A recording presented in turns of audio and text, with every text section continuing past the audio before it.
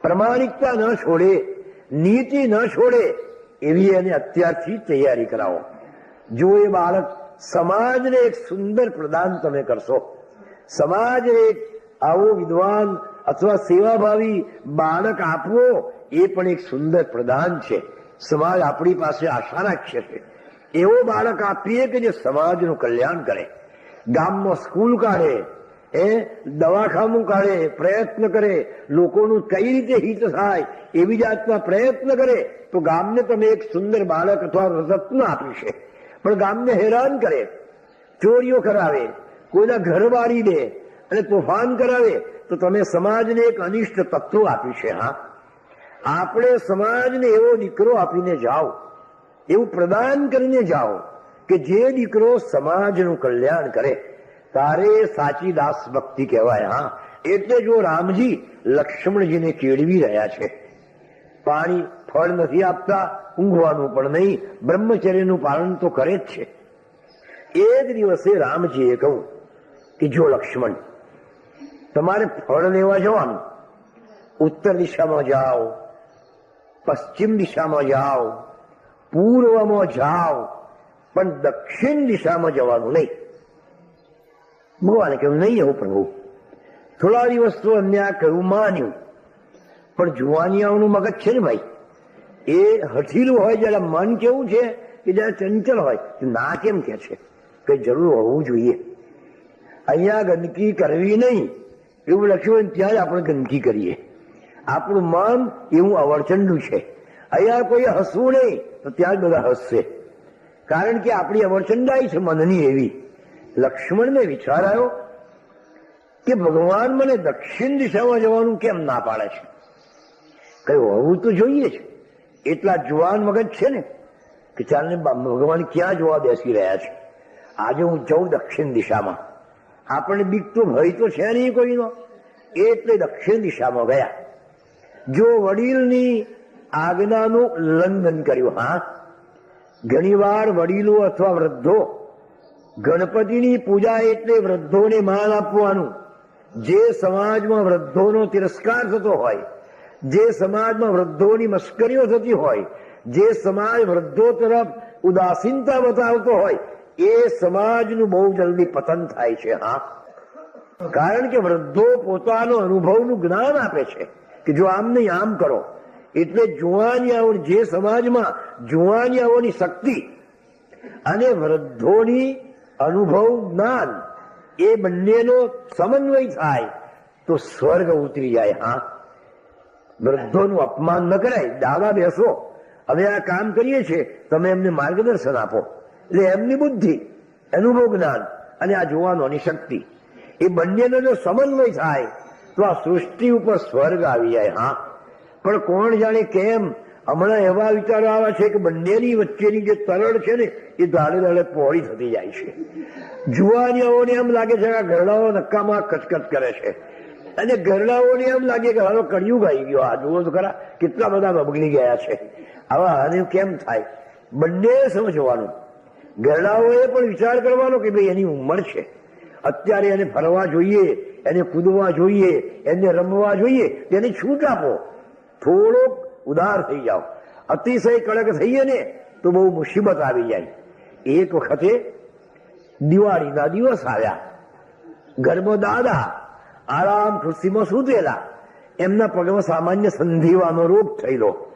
નાના બાળકો આવ્યા, બધા પૌત્રો બધા, દાદા દાદા જો અમે કેવા ફટાકડા લાવ્યા છીએ, અને કોઠી લાવ્યા છીએ, અને હવૈયો લાવ્યા છે, અને આસુ આ બધું આવ્યું છે, તમે જોવા ચાલો બારને. એટલે દાદા એકદમ જાઓ, મળો આવો, મોટો આનો ચાલો ભાઈ, તમારી હવૈયોને મૂકો, પૂર જાઓ, મારે કઈ નથી આવવું, જાણતો નથી કે મારાથી ચલાતું નથી પગે.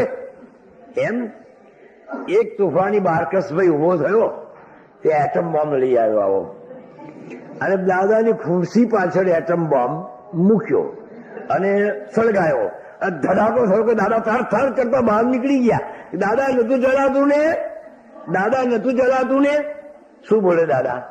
પણ દાદાએ કહ્યું કે ચાલ બેટા આવું. હા, અલા કેટલી સરસ તારી કોઠી ચોળા ભાઈ, મજા આવી ગઈ, આ તો બહુ સરસ છે. તો બાળકને કેટલો આનંદ થાત. પણ આપણે એટલી હદ સુધી બાળકનો તિરસ્કાર ન કરીએ કે આપણી પાછળ એટમ બોમ્બ મૂકવાનો વારો આવે ભાઈ. આપણે એને એ રીતે રહીએ તો આવી જાતની જે તરળ છે એ ધીમે ધીમે સંધાઈ જાય તો આ સૃષ્ટિમાં સ્વર્ગ આવે. જો લક્ષ્મણજીએ ભગવાનની આજ્ઞાની અવગણના કરી કે દક્ષિણ દિશામાં જવાનું નહીં, પણ આ તો જુવાની મગજને કેમ નહીં જવાનું, અમારે જવું છે. કેટલીક વાતો વૃદ્ધોના અનુભવની આપણે માનવી પડે. લારો હોય દેવતાનો એટલે આપણે પૂછે આ શું છે, નાનો બાળક પૂછે કે લારો છે ભાઈ, કે આને શું, અરે ના અડકાય ભાઈ, અડકાય તો દજાવાય, જોવું છે મારે કેવું દજાવાય છે, તો જુઓ, એની મેરેજ જરૂર થાય ત્યારે સમજ પડે. તો એવી કેટલીક વાતો વૃદ્ધો કે માની લેવી જોઈએ, કારણ કે એના અનુભવથી કે જોયા ઝેર છે તો આપીએ તો શું થાય કે પીએ તો મરી જવાય, એમ લાય જો કેવું મળે હું પીવું, પી તારે જો સમજ પડશે તને, પણ વૃદ્ધોનું માનવું પડે. એટલે આ એક બહુ મહત્વની વસ્તુ છે. લક્ષ્મણજી દક્ષિણ દિશામાં આગળ વધ્યા. થોડે ગયે એટલા બધા સુંદર વૃક્ષ ફળના એમ લચી ગયેલા ફળ, પરિપક્વ થઈને રસદાર સુગંધીદાર એવા બધા ફળો એમ લચી ગયેલા. ઓહો, કેટલા બધા ફળ છે. ફાટ ફાટ ફાટ જોડી ભરાઈ ગઈ લક્ષ્મણની. તો જો આવા લક્ષ્મણ શું બોલ્યા જોયું ને, ભગવાન મોટા ભાઈ પંચવટીમાં બેઠા બેઠા કે છે કે લક્ષ્મણ દક્ષિણ દિશામાં જઈશ ના, પણ આ દક્ષિણ દિશામાં તો કેટલા ફળ છે, થોડી વારમાં તો જોડી ભરાઈ ગઈ અને બીજી દિશામાં મારે કેટલું રખડવું પડે છે. એમને શું, જો આ ભગવાનની આ પહેરી કટાક્ષ કરી. જેમ છોકરો ભણતો હોય કોલેજમાં દીકરો, અને બાપ કે બેટા ઓછો ખર્ચ કર, એટલે પેલો છોકરો શહેરમાં વ્યંગ કરે, ડોહા બેઠા બેઠા ગામડામાં બેઠા બેઠા કે છે ઓછો ખર્ચ કર, પણ મારે અહીંયા કોલેજમાં જોલી ફ્રેન્ડ્સની મારી કંપની હોય અને કે ખર્ચ ઓછો કરે ચાલતો હશે, એમ મસ્કરી કરે. એમ એ જ માનાની ભાષામાં આ લક્ષ્મણજીએ વ્યંગ કર્યો કે જોયું ને, ભગવાન પંચવટીમાં બેઠા બેઠા કે છે કે લક્ષ્મણ દક્ષિણ દિશામાં જઈશ ના, પણ દક્ષિણ દિશામાં તો કેટલા બધા ફળ મળ્યા, આ મારી જોડી ભરાઈ ગઈ, ચાલ હવે આગળ જવા દે. હજુ પાછા નથી વળતા. હા, થોડી આગળ ગયા, એક સુંદર વૃક્ષ, વૃક્ષની ઉપર રંગબેરંગી પક્ષીઓ મધુર અવાજથી હરે રામ રામ રામ હરે હરે, હરે કૃષ્ણ જો ભગવાનનું ભજન કરે. લક્ષ્મણને આશ્ચર્ય થયું કે આ તો પક્ષીઓ ભગવાનનું ભજન કરે છે, લાવને તારે હું પણ એમની સાથે જઈને થોડી વાર તાલ મિલાવીને ભગવાનનું ભજન કરું. લક્ષ્મણજી આવ્યા પેલા વૃક્ષની નીચે અને પેલા પક્ષીઓની સાથે બરાબર તાલ મિલાવીને હરે રામ રામ રામ હરે હરે આમ જ્યાં થોડી વખત કર્યું ને, એટલા બધા પક્ષી બધા ઉડ્યા. ઉડીને લક્ષ્મણજી ઉપર આવ્યા અને એમને ટંચુ પ્રહાર કરવા લાગ્યા, ચાંચો મારવા મળ્યા, ફોડી ખાવા લાગ્યા. એક પક્ષી નહીં, 200 500 આખું શરીર ઢંકાઈ ગયું. એવી ચાંચો મારે, લક્ષ્મણ જાણ્યું કે મારી નાખશે, મને ફોડી ખાશે આ લોકો. એટલે બાણ કાઢીને કોઈને આમ ઝાપટીને કોઈને તેમ ઝાપટીને, પણ પેલી જોડીમાંથી ફળોય વેરાઈ ગયો, જટા વિખરાઈ ગઈ અને એવા ખીજવાયા, પણ તોય પક્ષીઓ છોડે નહીં. 1000 પક્ષીઓ મરી ગયા. લક્ષ્મણજી એ ઝાડ છોડીને ભાગી ગયા, તારે પક્ષીઓ એમનો છાલ છોડ્યો. હો તારીની, ખરા છે આ પક્ષીઓ તો.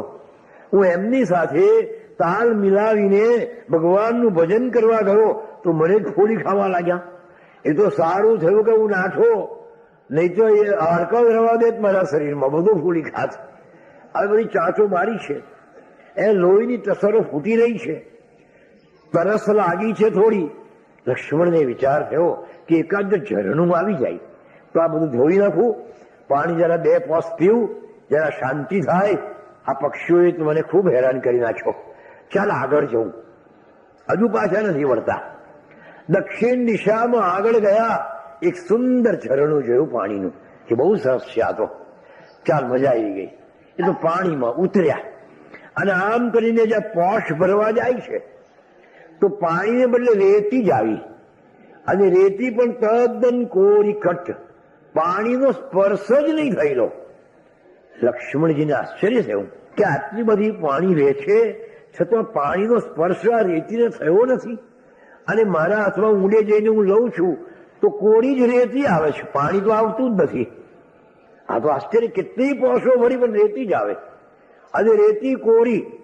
પરણેલી હોય તો કઈ કઈ ઠંડક વળે એમ કરીને, પણ હાવ કોરી કે આશ્ચર્ય છે આ તો. ચાલો આગળ. પાછા આગળ ગયા. થોડે દૂર ગયા એટલે વૃક્ષની નીચે એક સાધુ બેઠેલો, એની પાસે ધૂણી ધર્યા કરે.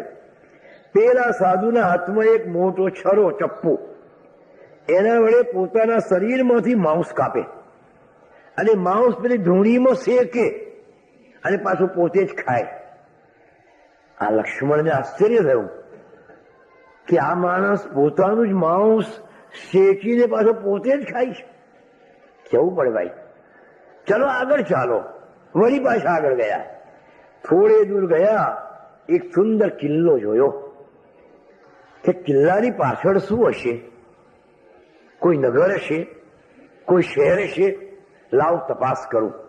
એટલે ચારે બાજુ ફરી વળ્યા કિલ્લાની. 1 માઇલના ઘેરાવાનો કિલ્લો. માઇલ સુધી એમ ફર્યા પણ બહારનું જ નહીં, એટલે દ્વાર જ નથી અને આ કિલ્લાની, તો અંદર કેવી રીતે જતા હશે? એટલે તો કિલ્લાની ઉપર ચડ્યા, બરાબર બાખડિયા મારીને. ઉપર ઠેઠ જયારે ગયા ત્યારે એક નાનકડી ઝારી જોઈ. લક્ષ્મણજીને આતુરતા થઈ કે ઝારીમાંથી જોવું જોઈએ અંદર શું છે આ. એટલે ઝારી આગળ આવ્યા અને જ્યાં અંદર નજર કરીને આશ્ચર્યની અવધિ થઈ ગઈ. અંદર રાજાનો દરબાર ભરેલો, રાજા બેઠેલા સિંહાસન ઉપર, બંદીજનો ગીત ગાય, અપ્સરાઓ નાચી રહી છે, આજુબાજુ બધા એમના પ્રધાનોને આ બેઠા છે. 200-500 માણસ. લક્ષ્મણને નવાઈ લાગી કે આ સારા અંદર કેવી રીતે ગયા હશે? આ કિલ્લાને કોઈ બારણું નથી, અંદર જવાનું કોઈ દ્વાર નથી, તો આ 200-500 માણસ ને રાજા આ અંદર આટલા બાકામાંથી તો જાય નહીં, આ જાળીમાંથી તો ગયા છે કેવી રીતે? લક્ષ્મણને અત્યંત આશ્ચર્ય લાગ્યું. આપણે ત્યાં વહેલા અંગ્રેજો આવ્યા. અંગ્રેજોએ સુરતમાં કોઠી નાખી વેપાર કરવા, એટલે આપણા સુરતી વેપારીઓ સાથે એમને સંબંધ બંધાયો. એક સુરતી વેપારીને વિચાર આવ્યો કે લાવ જરા અંગ્રેજ સાહેબને આપણી ગુજરાતી રસોઈનો સ્વાદ ચખાડું. કે સાહેબ કાલે મારે ત્યાં જમવા આવો છે? કે હા, મારા દીકરાનો જન્મદિવસ છે, આવીશ તારે, પણ જો ગુજરાતી રસોઈ તારે મારે ભાવશે. પેલા અંગ્રેજ તો બીજે દિવસે જમવા આવ્યા. આ તો સુરતી જાત જાતના ભજીયા અને આ બધું સરસ બનાવેલું, દૂધપાક પૂરી બનાવેલા. આવી તો આપણે તો હળબડાકા મારીએ, એનાથી હળબડાકા મારવા જાય તો બધું અહીં ઉતરી જાય. બિચારો ચાચવા લાગ્યો કે વેસ્ટ તો જવા દેવાય ને ભાઈ. આમ કે આ કેવું આવે? આમ કરતા એના શું ભજીયું આવ્યું, એટલે એને ભજીયું એમ તોડ્યું, કે અંદરથી બટાકો નીકળ્યો કોતરીની. પછી બીજું લીધું બરાબર એમ જોયું, પછી તોડ્યું તો બટાકો નીકળ્યો. કે સારું આ ભજીયાને કોઈ ચિરાડ નથી, કોઈ કાણું નથી, તો આ બટાકો અંદર ગયો કેવી રીતે? એના મગજમાં જ ના ઉતર્યું. હાઉ ધીસ પોટેટો ઇનસાઇડ, આ પોટેટો ઇનસાઇડ કેવી રીતે ગોળ્યા? આ હિન્દુની બહેનોમાં કેવી કારીગરી છે કે વગર ચીરો કરે અંદર આ કેવી મૂકી દીધો છે? આ બિચારાની બુદ્ધિમાં જ ના ઉતર્યું. લક્ષ્મણજીને પણ એવું જ આશ્ચર્ય થયું કે આ કિલ્લાને કોઈ દ્વાર નથી, કોઈ બારણું નથી, તો આટલા બધા માણસો અંદર ગયા કેવી રીતે હશે? આવો વિચાર કરે છે ને એટલામાં પેલો જે રાજા હતો એને આમ ઊંચે માર્યું. રાજાની નજર લક્ષ્મણજી ઉપર પડી. જો આ દુષ્ટની નજર. આપણે ત્યાં હજુ અમારા ગામડામાં તો કોઈ બાળક મોડું થાય એટલે બહેનો નજર બાંધે. આપણા ભણેલાઓ મસ્કરીઓ કરે કે ભાઈ નજર તો લાગતી સરે, ભાઈ નજર લાગે. દુષ્ટની એક નજર પણ જો આપણા પર ભળે તો આપણી બુદ્ધિને ભ્રષ્ટ કરી નાખે. તો એનો સંગ કર્યો હોય, સાથે રહ્યા હોય તો આપણી કેવી અવદશા થાય? આ દુષ્ટ હતો, કળિયુગ હતો, એની નજર જ લક્ષ્મણ પર પડી એટલે હસ્યો. હસીને પેલો દુષ્ટ શું બોલે, ઓ લક્ષ્મણજી, તમે તો રામના દાસને આટલા શબ્દ કાને પડ્યો? હું રામનો દાસ શેનો? હું તો રામનો ભાઈ છું. જો આનું નામ કલયુગ. ભગવાને કેવી મારે માટે વાતો ફેલાવી છે. હું કઈ નોકર નથી. ઠીક છે, હવે આપણા મોટા ભાઈ છે એટલે આપણે જરા કામ કરીએ, ત્યારે આ તો આપણે નોકર જ બનાવી દીધા. હું કઈ નોકર નથી એમનો. કેવી વાત ભગવાને ફેલાઈ છે. બસ આજે તો ઘેર જઈને કહી દઉં પંચવટીમાં જઈને કે હું કઈ તમારો નોકર નથી. લોકો મને તમારા દાસ કે છે, દાસ કે છે, એટલે હું તો ભાઈ છું, અર્જનો ભાગીદાર છું. હવે આ કામ કરશો તારે ને. જો લક્ષ્મણની બુદ્ધિ ભ્રષ્ટ થઈ ગઈ, દુષ્ટની એક નજર પણ કેવું કામ કરે છે. લક્ષ્મણજી ધોવા પોવા થતા આજે તો કહી દઉં રામજીને કે આ બધું કામ હું નથી કરવાનું. આવે હું કઈ તમારો નોકર નથી. લોકો મને તમારો દાસ કે છે એટલે શું, હું ભાઈ છું, અરજનો ભાગીદાર છું. આ બબડતા બબડતા લક્ષ્મણજી આવવા લાગ્યા. ભગવાને દૂરથી જોયા. ભગવાન સમજી ગયા કે લક્ષ્મણ દક્ષિણ દિશામાં ગયો લાગે છે. તમારી આંખ ના એક કવિએ ગાયું છે કે your heart peeps through the windows of your eyes. તારું હૃદય પ્રમાણિકતા ગયા કે લક્ષ્મણ દક્ષિણ દિશામાં ગયો લાગે છે. તમારી આંખ ના એક કવિએ ગાયું છે કે your heart peeps through the windows of your eyes. તારું હૃદય તારી આંખની બારીમાંથી ડોક્યા કરી રહ્યું છે. હા, હૃદયમાં શું છે આંખ કહી આપે કે આની આંખા આ હૃદયમાં કપટ છે, ક્રોધ છે, તિરસ્કાર છે, ભાવ છે, પ્રેમ છે, દંભ છે. આંખ કહી આપે છે. હૃદયની ચાડી કરીએ છે આંખ. ભગવાને આંખ જોઈ કે લક્ષ્મણ દક્ષિણ દિશામાં ગયો લાગે છે. તે તો લક્ષ્મણ જાય પાછા. મોટા ભાઈ, આ કેવી વાતો ફેલાઈ છે મારી. હું કઈ તમારા નોકર નથી, હું કઈ ચાકર નથી. ઠીક છે, તમે મોટા છો એટલે સેવા કરો છું. હવે આજથી અડધો વેચી નાખવાનો. જો પાણી મારે ભરવાનું, ફળ લેવા તમારે જવાનું, પથારી મારે કરવાની, રાતના ચોકી તમારે કરવાની, આ કામ મારે કરવાનું, આ કામ તમારે કરવાનું. ભગવાન કે કઈ વાંધો લક્ષ્મણ, એવું શું કરવા ભાઈ? અત્યાર સુધી તે મારી કેટલી બધી સેવા કરી છે, હવે હું સેવા કરીશ. તારે કશું જ કરવાનું નહીં. પાણી હું ભરી લાવીશ, ફળ હું લાવીશ, પથારી હું કરીશ, ચોકી હું કરીશ, બધું કામ મારે કરવાનું. ખરેખર કે હા, એમ કરીને ભગવાન લક્ષ્મણની પાસે આવ્યા અને એમની પીઠ ઉપર હાથ મૂક્યો. જો મહાપુરુષનો સ્પર્શ, સંતનો સ્પર્શ આપણી બુદ્ધિને નિર્મલ કરી નાખે છે. પેલા દુષ્ટની નજરથી લક્ષ્મણની બુદ્ધિ ભ્રષ્ટ થઈ ગઈ હતી, પણ જ્યાં ભગવાનને સ્પર્શ થયો કે એકદમ બુદ્ધિ નિર્મલ બની ગઈ. કે રે મેં મારા પ્રભુને આ શું કહી નાખ્યું, મારા જાઉં કેમ બોલાયું? સાથી, સંતના સ્પર્શમાં એવી શક્તિ છે. એટલા માટે આપણે સંતનો ચરણ સ્પર્શ કરવા માંગીએ છીએ.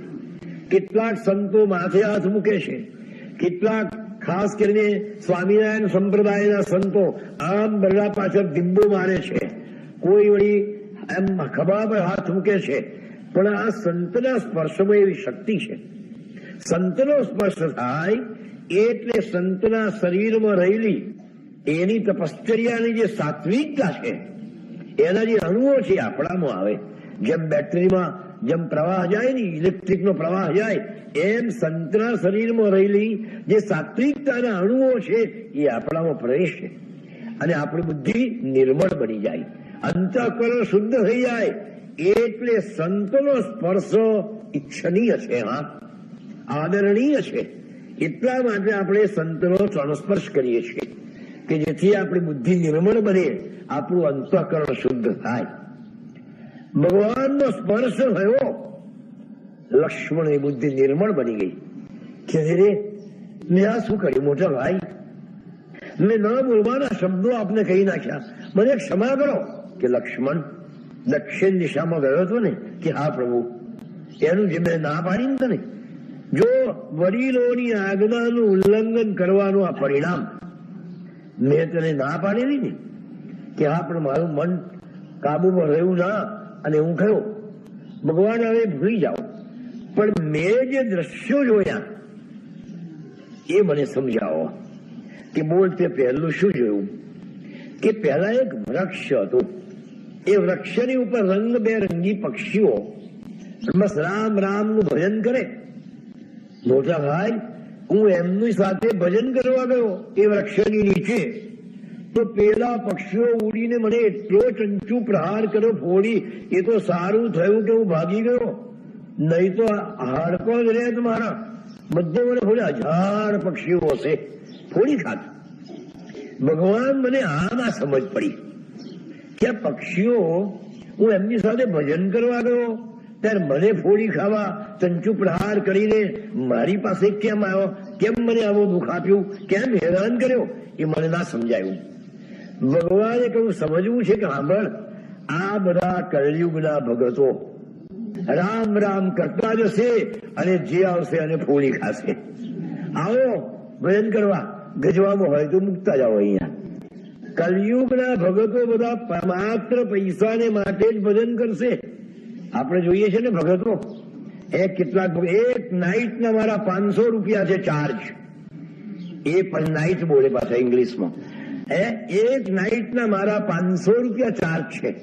અલ્યા નાઇટનો ચાર્જ તો વેશ્યાનો હોય સાલા, ભગતનો ચાર્જ હોય કોઈ દાડો? ભગવાનના નામનો આવો વેપાર કરશે, 4 વાગ્યા લગી લોકોને જગાડશે, ગતકનો વિચિત્ર અશ્લીલ ભાષા બોલીને ખોટી રીતે હસાવશે. આવા ભગતોએ તો ભક્તિને ભગોવી નાખી છે, ભક્તિ બગાડી નાખી છે અને સમાજને તદ્દન નીચે ઉતારી દીધો છે. તાળીઓ પડાઈ પડાઈને, તાળીઓ પાડો, તાળીઓ પાડો, તાળીઓ પડાઈને ઈજડા બનાવી દીધા આપણને. સ્વામી વિવેકાનંદ એવા ચીડાય છે કે આ ભક્તિ છે તમારી? રામ હરે રામ કહી તાળીઓ પડાઈને ઈજડા બનાવી દીધા. અને એમને તો એક જગ્યાએ લખ્યું છે કે વીપ ધેમ, આવાઓને ચાબુકે ફટકારી નાખો. આ લોકોએ સમાજ બગાડી નાખ્યો, ભક્તિ બગાડી નાખી, ભગવાનને વગોવી નાખ્યા. એમ ચારા કરે ને, છાતીઓ કૂટે ને, માર તાણે ને, બેડા માથે મૂકે ને, નાચે ને, પૈસા માટે આ બધું કરે. આ ભક્તિ છે? એ પર પંચ સૌ પેટ ભરવા તળા. નરસિંહ મહેતાને ગાવું પડ્યું, આત્મ રામ પરિભ્રમણ જોયો. આ બધા ભગતો પેટ ભરવા માટે ભગવાનના નામનો વેપાર કરી રહ્યા છે. કલયુગમાં આ દશા આવશે. ભગવાન રામચંદ્રજી લક્ષ્મણને આ પ્રમાણે સમજ પાડે છે. બાપજી ગમ્મત કરતા કે ભગત એટલે શું જાણો છો? ભક્ત શબ્દ તો આપણે બોલતા જ નથી. ભગતો, ભ એટલે ભારે, બાપજી કહેતા. હા, ગ એટલે ગોટાળા અને ત એટલે તમામ ભારે ગોટાળા કરીને મારો બેટો ભગત બની જાય. પછી બાપજી કે છે આવા ભગતોએ આ ભક્તિને સાવ બગાડી નાખી છે. રાતના 3 વાગ્યા લગી અશ્લીલ વાતો કરીને, ખોટા ગતકણો કહીને હસાવીને જગાડે અને લોકોને હવામાં કેટલા બધા કામમાંથી એ લોકોને એ કરી નાખે અને પોતાનું તરફાનું પેટ ભરી દે, પૈસા ખાસા લઈ જાય. આને ભક્તિ ન કહેવાય. આ કલયુગના ભગતો બધા એવા થશે કે રામ રામ કરતા જશે અને જે આવશે એને ફોડી ખાશે. આવો, પૈસા હોય તો આવો ભગવાન, પૈસા વગર ભક્તિ થાય નહીં. આ કલયુગનું લક્ષણ છે. એટલે કલયુગના ભગતો બધા ભગવાનના નામના આવા વેપારી અથવા પૈસા કમાવામાં જ એનો ઉપયોગ કરશે. પછી શું થયું કે પછી એક ઝરો જોયો. એ જરામાં પાણી વહી જાય બાપજી, અને અંદર મેં હાથ નાખ્યો તો રેતી કોરી કટ, પાણીનો સ્પર્શ જ નહીં થાય ને. તો એ શું હશે? ભગવાને કહ્યું કે લક્ષ્મણ, એ બધા કળિયુગના પંડિતો, વિદ્વાનો, વિદ્વતાનો ઝરો એવો વહી જાય કે મુગ્ધ થઈ ગયા આપણે કે શું આનું ભાષણ છે ને શું આ બોલે છે. પણ અંદર જાઓ તો કોરો કટ બિચારો, પેલી રેતીની માફક. એને કશું આચરણમાં મૂકવાનું જ નહીં, માત્ર પરોપદેશે પાંડિત્યમ, બીજાને ઉપદેશ કરવા માટે જ કરે છે. બાપજી પોતાની ચીડ વ્યક્ત કરે છે કે હે પંડિતો સાચું વદો, સુમેળ્યું પાંડિત્યથી, જૂઠું વદો તો આણ છે શ્રી રામની રહેમાનની. અને એની આગળ વધીને તો ગુરુ મહારાજ એટલે સુધી કે છે, પોથા પઢી પંડિત ભયો અને ખોલો વહી ચંદન મુઓ, મોહે ખજાનો જે ભર્યો અન્યને તે સાંપડ્યો. લખવું અને બકવું નકામું, આવડ્યું અવળું બધે. લખવા અને બકવા થકી પ્રભુ ના મળે, પ્રભુ ના મળે. બાપજીએ તો ચોખ્ખું જ કહી દીધું. અને છેલ્લે કે રંગ પોથા પુસ્તકો ફેંકી બધા દરિયાઓમાં, મૂંગો થઈ ડૂબી રહે સમુંદરે એ શાહના. માટે પંડિતો કેવા છે કે પોથા પડી પંડિત ભયો અને ખોળો વહી ચંદન મુઓ. પંડિતોને ગધેડાની સાથે સરખાવ્યા છે. ખોળો એટલે ગધેડો. ગધેડાની ઉપર ચંદનનો લાકડો નાખ્યો હોય તે ચંદનની સુગંધી બીજા લે છે, એનો આનંદ બીજા લૂંટે છે. અને ગધેડો તો માત્ર બોજો જ વહે છે, એનો ભાર જ વહે છે, બસ ભાર જ વહે. એટલે ગુરુ મારા શાસ્ત્રોએ કહ્યું કે જ્ઞાનમ ભાર ક્રિયામ વિના. આચરણ વગરનું જ્ઞાન એ માત્ર બોજો છે. હા, ઈસુ ખ્રિસ્તે પણ આ જ વાત લખી છે કે knowledge without putting into action is burden. કેટલી સામ્યતા છે જુઓ, મહાપુરુષોના વચનમાં કેટલી બધી એકતા છે. જે ઈસુ બોલ્યા એ આપણા શાસ્ત્રો પણ બોલી ગયા કે જ્ઞાનમ ભાર ક્રિયામ વિના.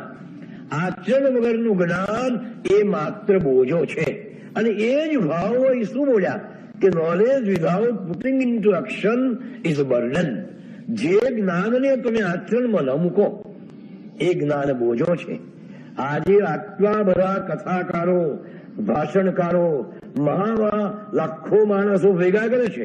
અંતરમાં જરા 1 મિનિટ વિચાર કરો કે જગત કેટલું સુધર્યું, ભ્રષ્ટાચાર કેટલો ઓછો થયો, વ્યભિચાર કેટલો બંધ થયો, અનાચાર કેટલો દૂર થયો. વિચાર કરો તમે, જરાય નહીં. કારણ કે ક્રિયા વિના ઉપદેશકો આચરણ કરતા નથી. આચરણ વગરનો ઉપદેશ કોઈ દાડો અસર કરે નહીં. મારા મોઢામાં બીડી હોય અને કોઈ ભાઈ બીડી નહીં પીવાની, કોઈએ બીડી નહીં પીવાની, એ અસર તમે શું કરો સારા એમ કે ન કે કોઈ. એટલે આચરણ એટલે અવધૂતજીએ કોઈ દાડો ઉપદેશ કર્યો નથી, એમને આચરણ જ કર્યું છે. એટલે રંગલીલામૃતનું મેં તો બીજું નામ આપ્યું છે આચાર ગાથા. આ તો આચાર ગાથા છે. બાપજીએ મોઢેથી કોઈ દાડો ઉપદેશ કર્યો નથી કે તમે આમ કરો તમે તેમ કરો, તમે આ છોડી દો પેલું છોડી દો. તમે એમ ના, થવાનું એ થવાનું જ છે. એમને તો માત્ર પોતાનું સુધારી, જાતને જ સુધારો. બીજાને સુધારવાનો પ્રયત્ન કરે એના જેવો મૂર્ખ બીજો કોઈ નહીં. એની મેરેજ બીજો શું, તારું આચરણ કર તો જ પેલો સુધરે. આચરણ વગરનું જ્ઞાન કોઈ દાડો અસર કરે નહીં. બહુ સુંદર દ્રષ્ટાંત બાપજી કહેતા કે આપણે પૈસાદાર છીએ, લાખોપતિ છે, ગામમાં આપણું માન છે, બધું છે. આપણો પાડોશી સામાન્ય છે, ગરીબ છે, સામાન્ય છે, એવો છે. હવે એ પડોશી એના ઉપલા પર પાણી ઢોળે છે. હવે ઢાળ એમ છે એટલે એ બધું પાણી આપણા બારના આગળ ભેગું થાય. એટલે આપણે બધા પડોશીને કહીએ કે એ ભાઈ પાણી ઢોળીશ નહીં. એટલે ગંદકી ઢોળવાનો કેમ, હું તમારા બારને ઢોળવા આવ્યો છું? મારા બારણામાં ઢોળું છું ને, મારા બારને હું ગમે તે કરીશ, તમારે શું છે? આપણું નહીં માને.